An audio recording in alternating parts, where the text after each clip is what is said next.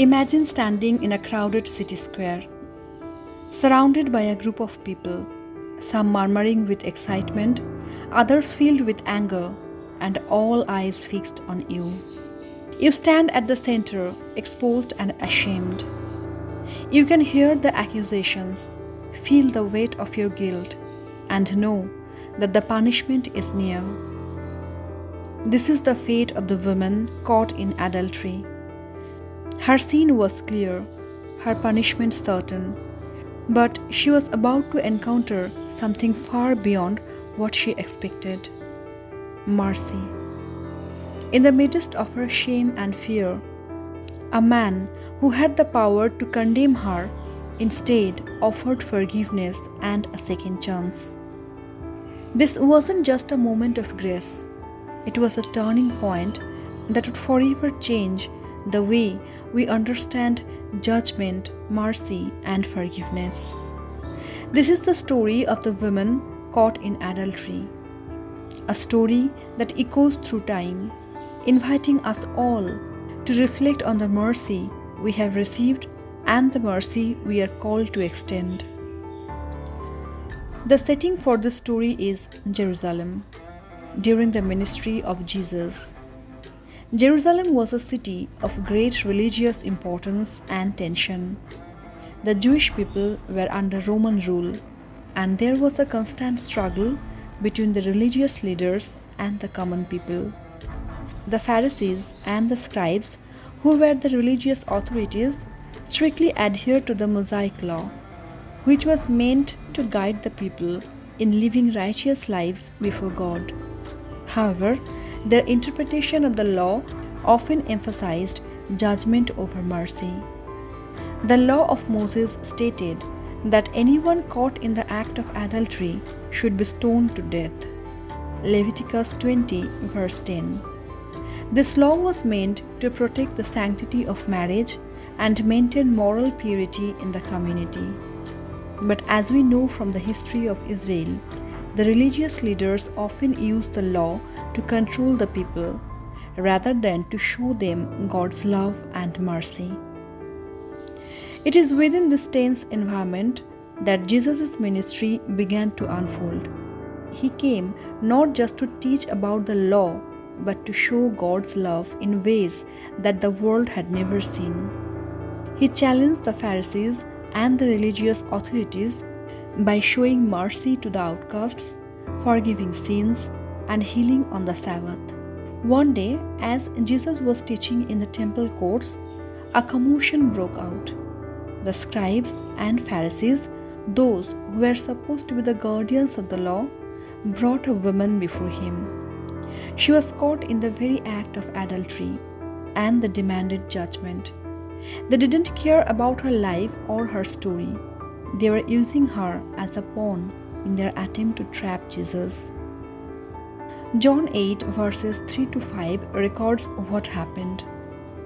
The teachers of the law and the Pharisees brought in a woman caught in adultery. They made her stand before the group and said to Jesus, "Teacher, this woman was caught in the act of adultery. In the law, Moses commanded us to stone such women. Now, what do you say?"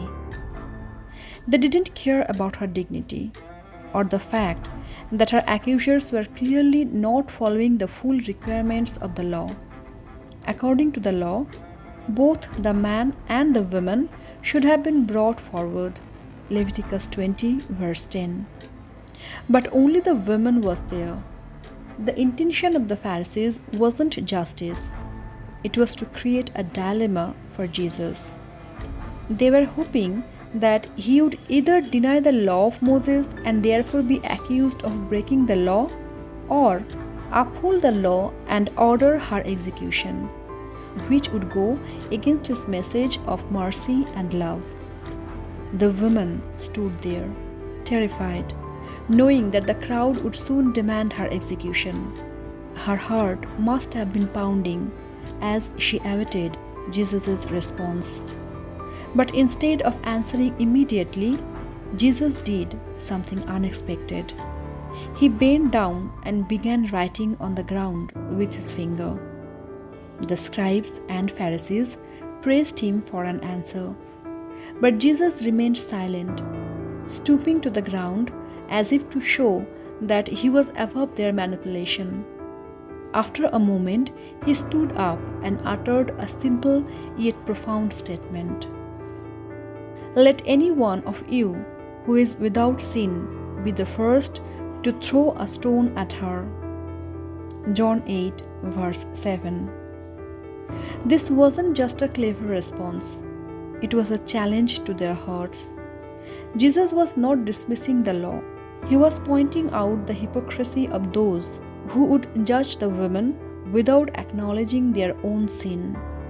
By saying, "Let him who is without sin cast the first stone," Jesus was calling out the reality that all people fall short of God's perfect standard, and thus no one is truly in a position to condemn another. The crowd stood silent. Jesus had shone a light on their self-righteousness. One by one, starting with the oldest, they dropped their stones and walked away. The woman, likely still trembling, watched as each accuser slowly turned and left. Not one stone was thrown, not one accusation was upheld. John 8, verse 9 tells us, "At this, those who heard began to go away one at a time, the older ones first, until only Jesus was left, with the woman still standing there." The woman, now standing alone with Jesus, must have felt a mix of relief and awe. She had expected death, but she had found mercy. She had been condemned by the world, but Jesus had offered a second chance. Now, with no one left to accuse her, Jesus spoke to the woman. "Woman, where are they? Has no one condemned you?" "No one, sir," she replied. "Then neither do I condemn you. Go now and live your life of sin." John 8, verses 10 to 11.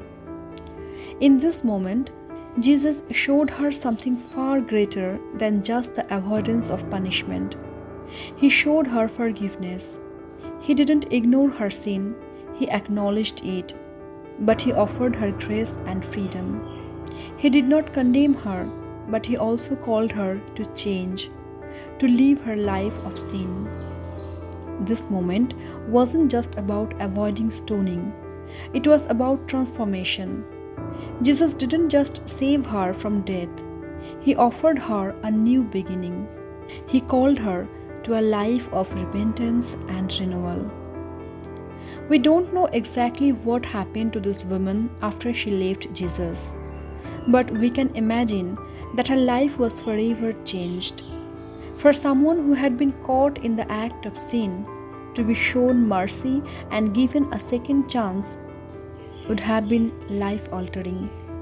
It's likely that she felt a deep sense of gratitude and was forever impacted by the encounter. While we don't hear much more about her in the Bible, we can assume that this moment marked the beginning of a new life for her. Jesus had not only spared her life, but he had also offered her hope, a chance to start fresh. This story speaks powerfully to us today. It reminds us that no matter what our past looks like, no matter how many mistakes we have made, we are never beyond the reach of God's mercy. Just as Jesus offered this woman forgiveness, he offers the same to us. The moral is clear. We are all sinners.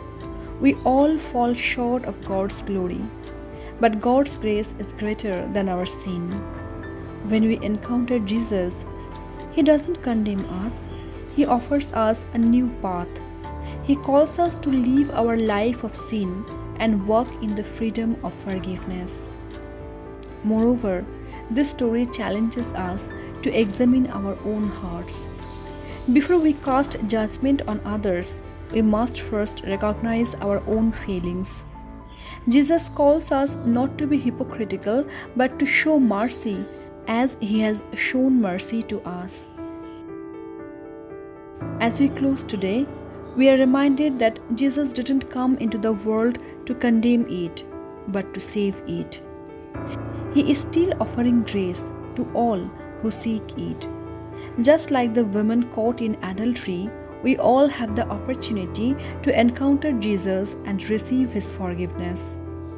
So, wherever you are in life, remember this. No matter how far you have fallen, no matter how deep your mistakes, Jesus is ready to offer mercy. He is ready to look at you, not with judgment, but with compassion. Will you accept His grace today? Dear friends, if this story has spoken to you, if you feel moved by the mercy and forgiveness of Jesus, don't let this moment pass. Like, share, and subscribe to our channel. And join us next time as we continue to explore the incredible love and redemption that Jesus offers to all. Thank you.